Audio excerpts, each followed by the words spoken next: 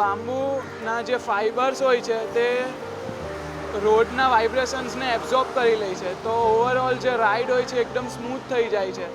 તો રોડના બધા શોક્સ પણ એબ્ઝોર્બ કરી લે છે અને રાઇડરને એકદમ સ્મૂથ રાઇડ મળે છે. અને પ્લસ દિવસે દિવસે ટેકનોલોજી આવે છે અને લોકો નેચરથી દૂર થતા જાય છે, તો આ સાયકલ ચલાવવાથી એ નેચરથી નજીક ફીલ કરે છે.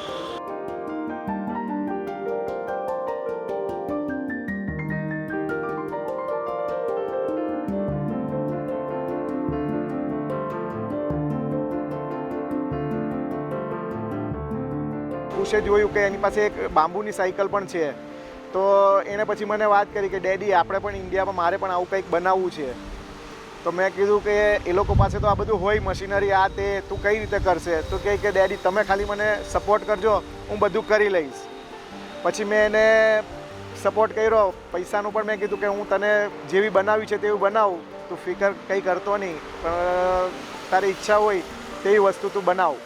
પછી એને નેટ ઉપર સર્ચ કરીને બધા પાર્ટ્સ મંગાવ્યા, બાંબુ મંગાવ્યા, એના માટેની બધી પ્રોસેસ એ લોકો જેણે બનાવી ચૂકેલા છે બાંબુની સાયકલ બહાર, એ લોકો પાસે નેટ થ્રુ ગાઈડન્સ લીધું કે કઈ રીતે બનાવાય, એનું ફ્રેમિંગનું ને બધું ગાઈડન્સ લઈને એ રીતે એણે કમ્પ્લીટ કરી. અત્યારે તો 12થમાં છે, સ્ટડી કરે છે. એનું સ્ટડી કમ્પ્લીટ થાય પછી હજી પણ એને બનાવવાની ઈચ્છા છે કે હું બીજી પણ સાયકલો બનાવું અને આ બિઝનેસ કરું. તો મારો એને ફૂલ સપોર્ટ રહેશે કે હા આ રીતનો બિઝનેસ કરી શકાય એમ.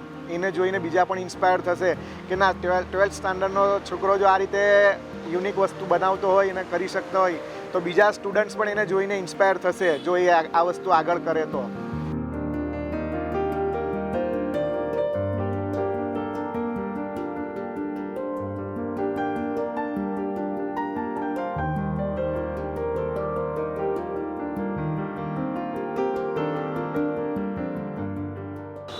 હું ફેસબુક સ્ક્રોલ કરતો હતો એકવાર, તો મેં એક વિડીયો જોયો, એમાં એક માણસ એની લાઈફસ્ટાઈલ નેચરથી બહુ નજીક છે એવું બતાવે છે.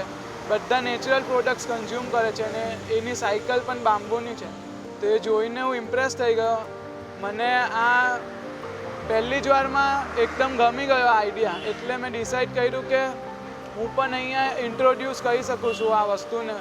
બીજા પણ બહુ બધા લોકોને નહીં ખબર હશે, તો હું અહીંયા ઇન્ટ્રોડ્યુસ કરી શકું. તો ત્યારથી મેં ચાલુ કર્યું, રિસર્ચ કરી મહિના સુધી, બધા ટૂલ્સ ઇક્વિપમેન્ટ્સ ભેગા કરીને પછી સાયકલ બનાવવાનો પ્રોસેસ ચાલુ કર્યો. આ બાંબુની સ્પીસીસનું નામ છે ડેન્ડ્રોકેલેમસ ટોક્સી, જે ગુજરાતમાં તો અવેલેબલ નથી, એ મહારાષ્ટ્રથી મંગાવ્યા છે.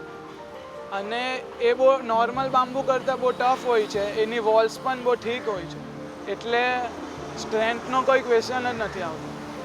સાયકલના તો ઘણા બેનિફિટ્સ છે. અલગ અલગ મસલ્સની એક્ટિવિટી થાય છે, આખા લેગ્સની એક્ટિવિટી થાય છે. ને રોડ બાઇકિંગ જે હોય છે એમાં તો આપણા સ્ટમક અને એબ્સની પણ એક્સરસાઇઝ થાય છે. એમાં આમ વળીને ચલાવવું પડે છે, એટલે સ્ટમક પ્લસ લેગ્સ બંનેની એક્સરસાઇઝ થઈ જાય છે. નોર્મલ સાયકલ જેટલી સ્ટ્રેન્થ હોય છે 150 કિલો પણ આરામથી ઉચકી લે.